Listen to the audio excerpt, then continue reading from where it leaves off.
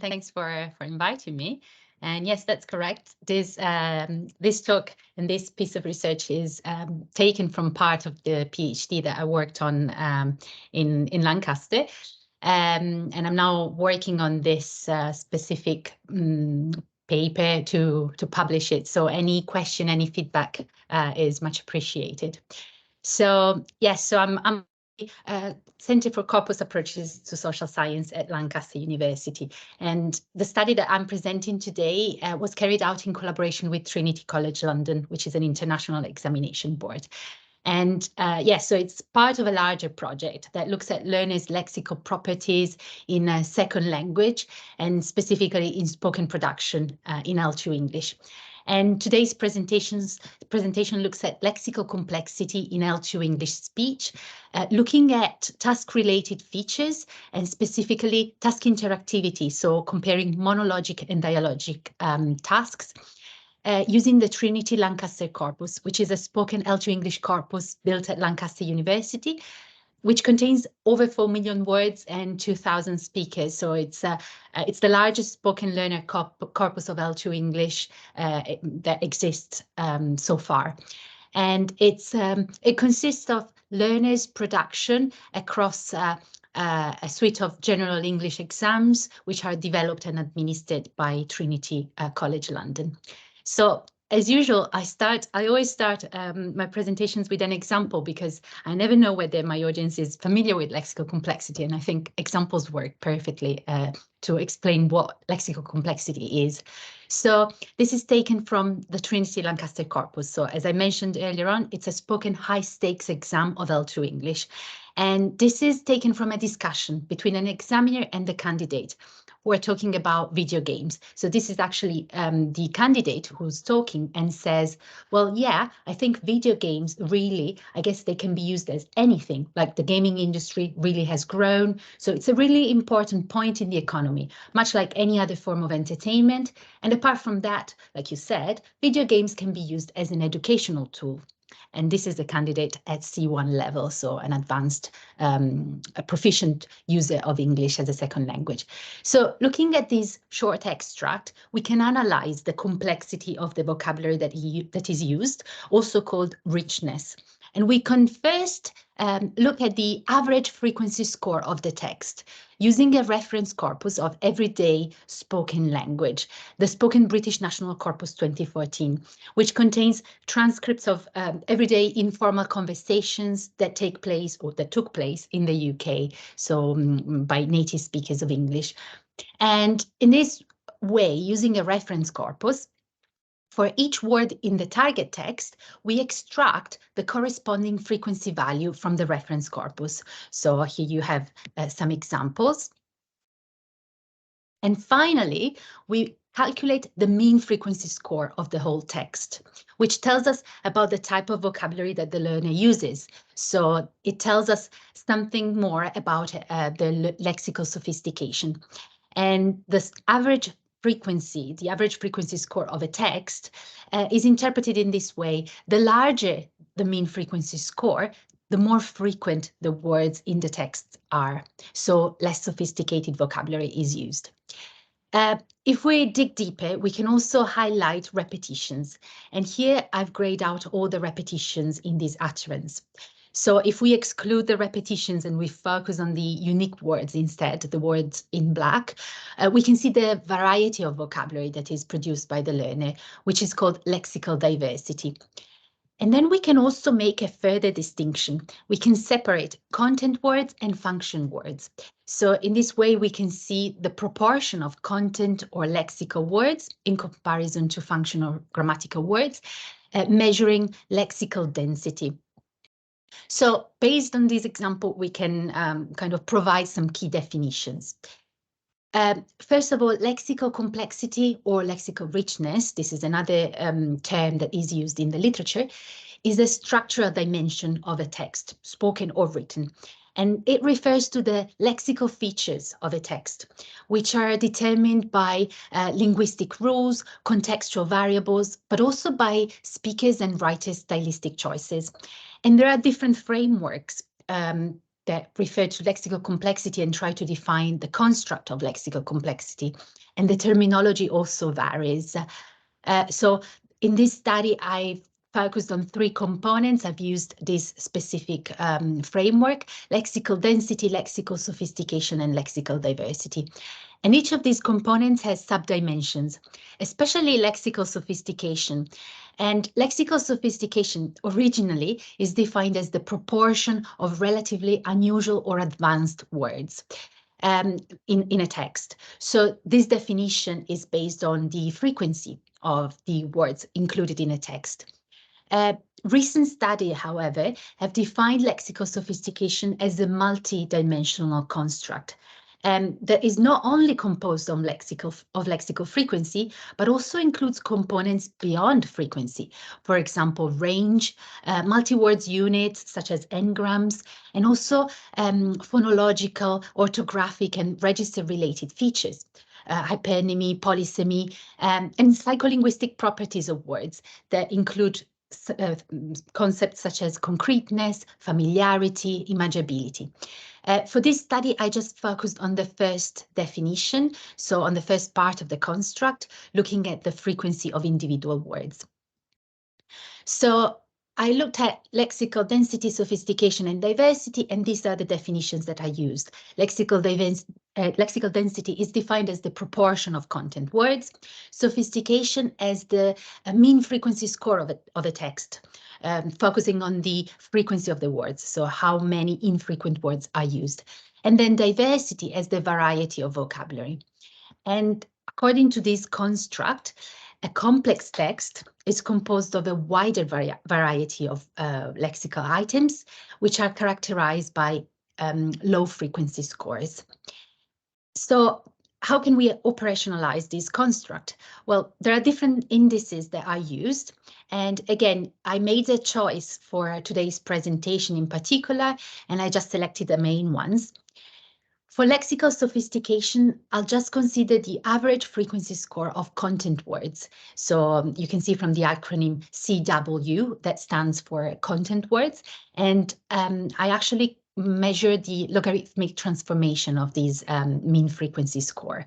So as I showed in the example at the beginning of the presentation, what this index does is extracting a frequency score for each content word in the target text, so in the text produced by the learner, and then measuring the mean frequency value of the whole text.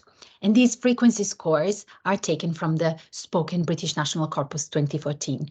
And I decided to use this corpus because this corpus mirrors the language mode in the data set. So it contains spoken informal conversations.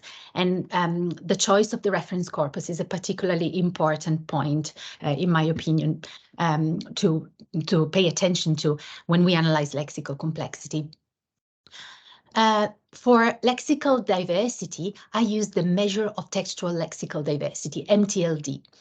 And you might be familiar with TTR, the type token ratio. So basically, MTLD is based on the same kind of idea, but it uses an advanced formula because it tries to improve the stability of TTR. TTR is sensitive to text length, so it is not reliable when we compare texts of different length, while MTLD has a better stability for this reason for text length. For lexical density, I used LD, which is the ratio between the number of content words and the total number of words in a text. So just to clarify the difference here between LD and logCW, so lexical density and lexical sophistication of content words. Lexical density gives us the proportion, the number of content words. Lexical sophistication, in this case logCW, gives us the frequency, the mean frequency score of the content words. So we have the proportion versus the frequency, how sophisticated the content words are. And so now, what type of research has been conducted on lexical complexity in second language production, specifically English? Well, studies have looked at methodological issues. and how to operationalize lexical complexity. And there's a number of studies that have looked at validating measures and assessing the stability, the reliability. For example, I mentioned TTR. So there's a group of studies that looked specifically at indices of lexical, that measure lexical diversity to try to improve their stability and reliability. There's a number of studies that have focused again on methodological aspects of lexical complexity, creating tools for measuring lexical indices automatically. And here there's a list of some of the available tools.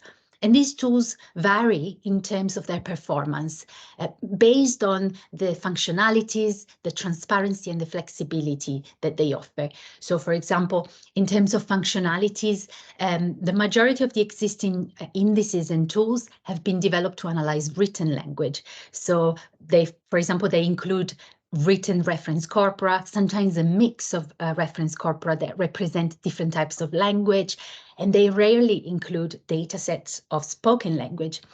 And this is actually an important aspect to consider, because obviously if we measure lexical sophistication, extracting scores, frequency scores from a reference corpus, we need to make sure that we use a reference corpus that makes sense, that actually represents the type of language that we want to analyze in our target corpus. So it is important, for example, to consider language mode, but also other contextual features of language use and what type of language the reference corpus represents. In terms of functionalities of these tools, also there are variations also in terms of the number and types of indices, lexical indices that are available across these software. Then the output of these tools is not always transparent. So often we get the lexical scores, but we don't know what happens behind the scenes. We don't have access to the code and to the mathematical formulae that are used to measure lexical scores. And then in terms of flexibility, some of these tools don't allow batch processing, so we can't process a large number of text files. And then some of them are only available online. Some can be downloaded as desktop apps, but again, they don't always allow some kind of personalization in terms of personalizing the code, the mathematical formulae, and also the choice of the reference corpora. So in terms of customizations, there are some limitations sometimes depending on the type of tool that we select. And then we also have a number of studies that have examined lexical complexity in learner language to inform second language acquisition and language testing. And in terms of the linguistic variables that have been explored, most of the studies have analyzed lexical diversity and sophistication, but not lexical density. As for the independent variables, studies have mainly looked at the relationship between lexical complexity and proficiency to see whether measures of lexical complexity could predict learners' proficiency level. And the results generally show that among measures of lexical complexity, diversity is the strongest predictor of learners' proficiency, with advanced learners producing more diverse vocabulary. In terms of lexical sophistication, studies on written production have highlighted the use of more sophisticated, so more infrequent language by advanced learners. But the pattern is a bit more complex in spoken production because we have some results that are sometimes diverge. And generally, existing studies have analyzed lexical complexity and proficiency, but other independent variables have not been fully explored, for example, task-related features. And finally, most of the research has focused on written data, so not so much on spoken production. So this is why I decided to focus on spoken L2 English, looking at the effect of task interactivity, so looking at comparing monologic and dialogic tasks, and looking at their effect on lexical complexity. And to do so, I used the Trinity Lancaster Corpus. So I mentioned earlier on, it's the largest L2 English spoken corpus available to date. And it's based on the GESE exam, which stands for Graded Examinations in Spoken English. Again, this is a high stakes exam of L2 English. And the corpus also covers a wide range of proficiency levels and has rich metadata regarding learners' L1, age, and so on. And so it's based on the GESE exam. So what is the GESE exam? So this is an exam of L2 Spoken English that includes 4 tasks. You can see them on the left side of the table: the presentation, the discussion, the interaction, and the conversation task. And these 4 tasks change according to 3 criteria. Topic familiarity or topic choice, so how familiar the learners are with the topic, the interlocutor's roles, and the level of interactivity, so monologic or dialogic task. For example, learners at C1 level take part in all tasks, while learners at B1 level only take part in 2 tasks. And you can see that in terms of topic familiarity, 2 tasks are based on candidate's choice of the topic, while 2 tasks are based on the examiner's choice of the topic. Something important to mention about this exam is that it is an unscripted exam. So it means that examiners' speech is authentic, and their contributions, their questions are spontaneous. So the dialogic tasks are spontaneous interactions. And this makes the GESE unique in comparison with other exams of L2 Spoken English. So it gives us access to a unique data set also in terms of language use. So for this study, I wanted to look at the effect of task interactivity. So this is why I selected only the first 2 tasks, so that I could look at the monologic task and the dialogic task. The 2 tasks are based on the same topic, which is chosen by the candidate, and they last for the same amount of time, 5 minutes.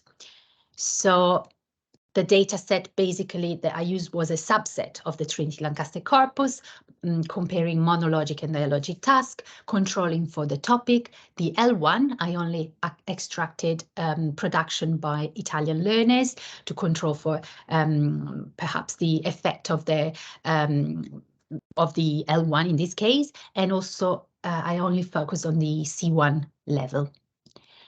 And the final data set was made of over 58,000 tokens and 116 texts, so 2 per learners, 1 monologic and 1 dialogic.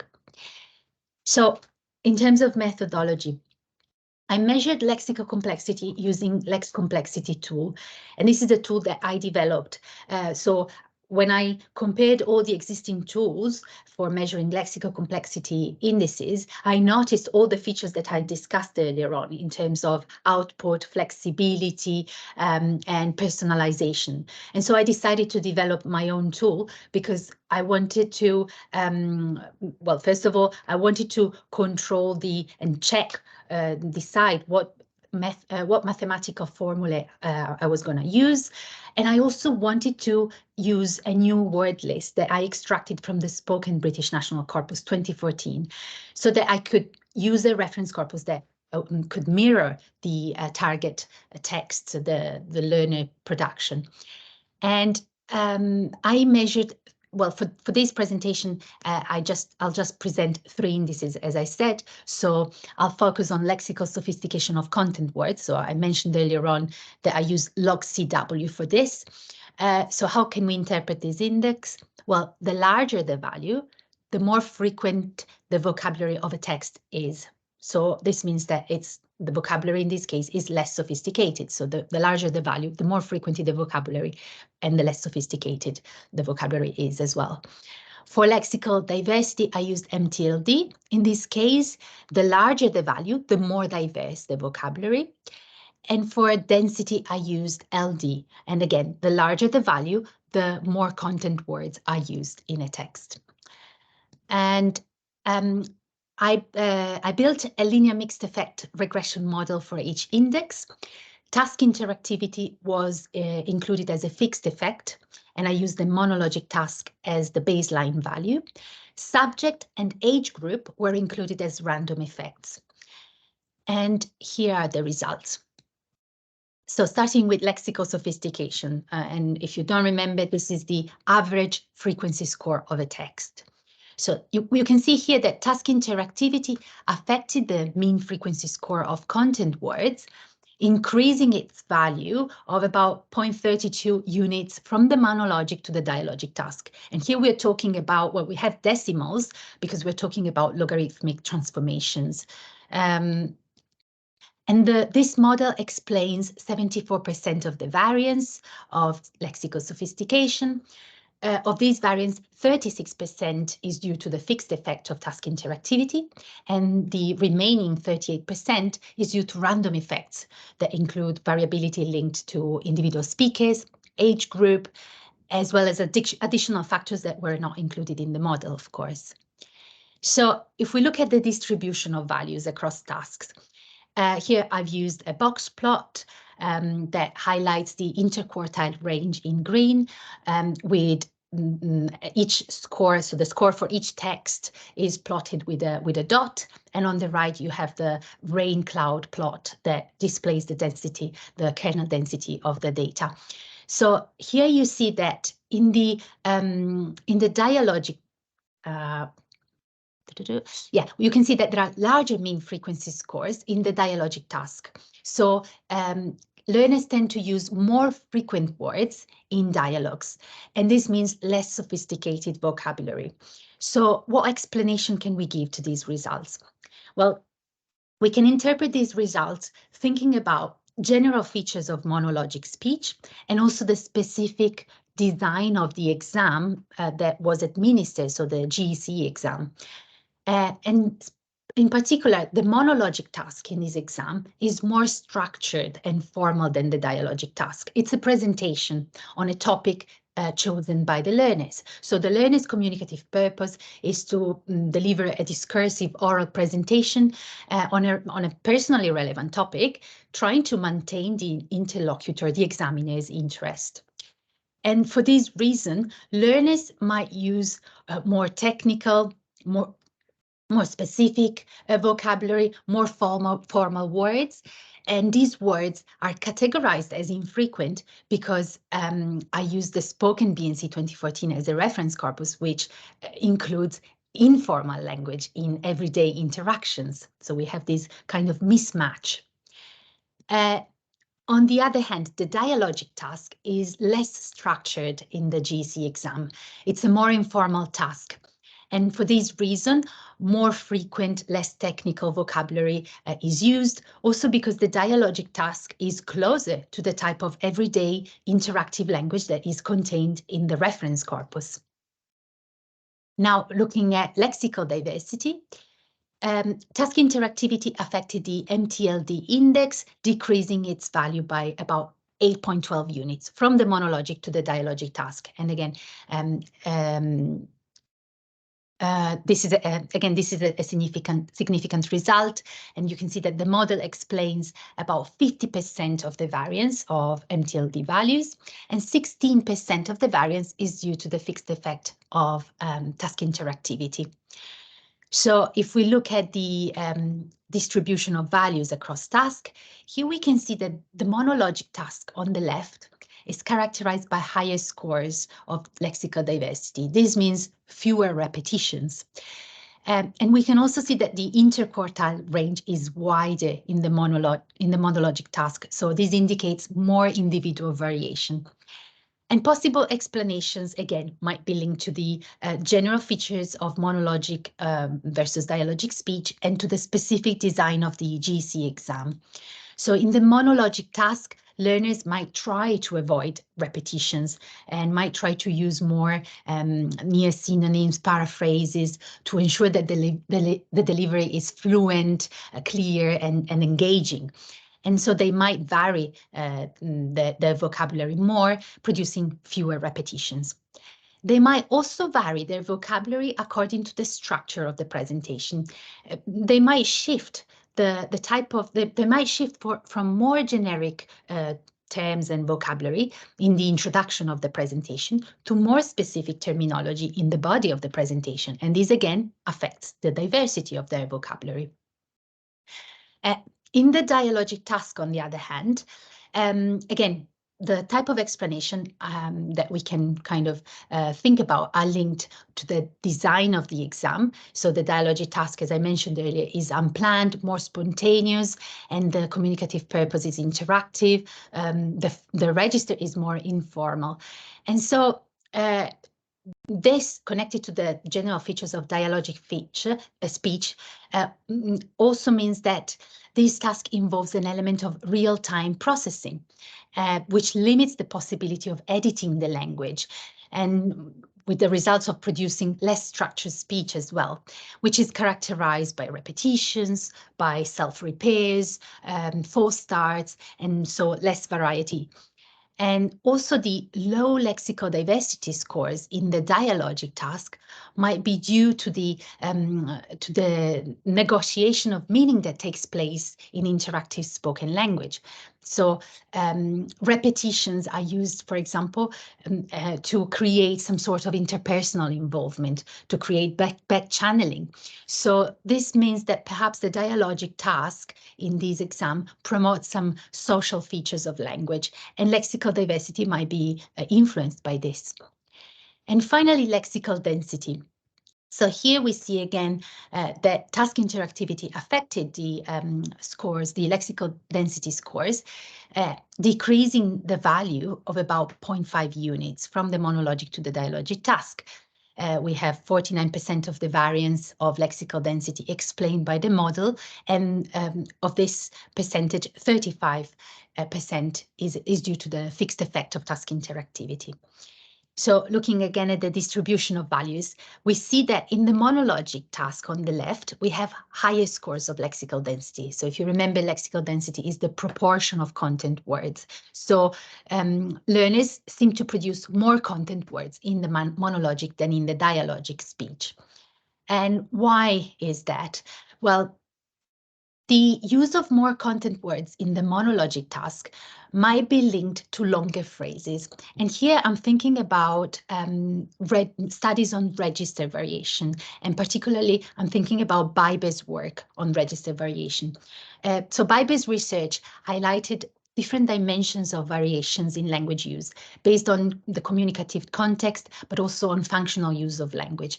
And one of the dimensions of variation that he highlighted in his research contrasts informative language, which is typical of written academic prose and is characterized by high scores of lexical density, so higher proportion of content words, linked to the use of long noun phrases and adjective phrases.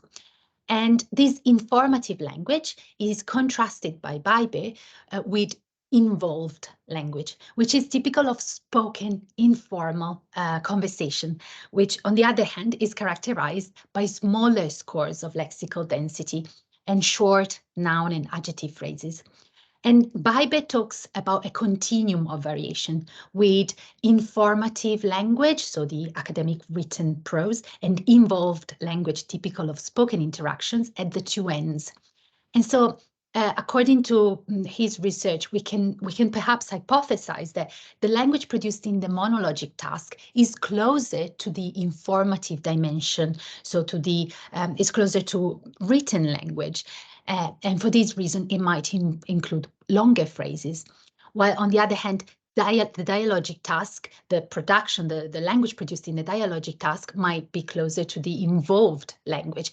Learners might produce fewer content words, so perhaps because they might use more short answers, they might produce more discourse markers, such as yeah, yes, question words, which are typical of the negotiation of meaning and back channeling that takes place in interactive speech. So, okay, what are the implications then? Well, there are theoretical and methodological implications. First, this study provides us with some understanding of, well, more understanding of learners' lexical patterns in spoken English. And this study helps us understand what types of features characterize L2 speech. And the results can also inform research on lexical complexity in terms of its operationalization. So we can reflect on the choice of the indices and also on the choice of the reference corpus that can have an effect on the lexical measures. There are also implications for corpus design and specifically for learner corpus research. Learner corpus research has focused more on written language so far, also because there are more written learner corpora available. And so we can use the results of this study to inform the design of new spoken corpora, thinking about the importance of including a wide range of tasks that allow learners to produce different types of vocabulary and also allow us to analyze the variation of the vocabulary across different tasks. There are also some practical implications, and these are linked, for example, in language testing to the design and construction of tests. Again, selecting and designing tasks that allow learners to produce a wide range of lexical features. For example, research that uses corpus data and looks at lexical complexity has mainly looked at monologic production using picture description tasks. So it might be interesting to think about different tasks, both for producing learner corpora, for designing new learner corpora, but also for language tests. Also, this study might inform the development of marking criteria that include a focus on lexical complexity. And linked to this, these results highlight the importance of raising awareness of the role of different lexical features among examiners, but also teachers and learners. And for example, it might be interesting to design activities that compare vocabulary use across dialogic and monologic speech for raising learners' awareness in particular.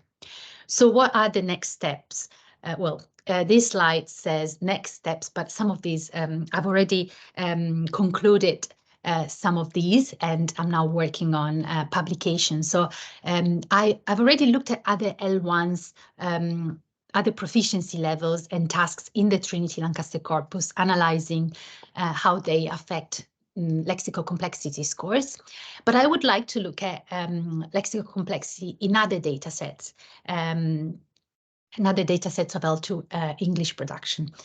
It might be interesting also to look at other task-related features. I've looked at topic familiarity in the Trinity Lancaster Corpus, and there might be other features related to the type of tasks that could be interesting to look at in the future. And something that I'd like to do, and I haven't started yet, is actually looking at examiners' perceptions of lexical complexity and how those perceptions affect their marks, but also learners' perceptions of lexical complexity. And so this is a kind of a bit of an overview of what I'm working on and what I'd like to work on in the future. So here are my references, and I've tried to leave enough space to questions and feedback, and please, it would be great to hear your comments on this, because as I said, I'm working on a publication on this study, so any feedback is much appreciated.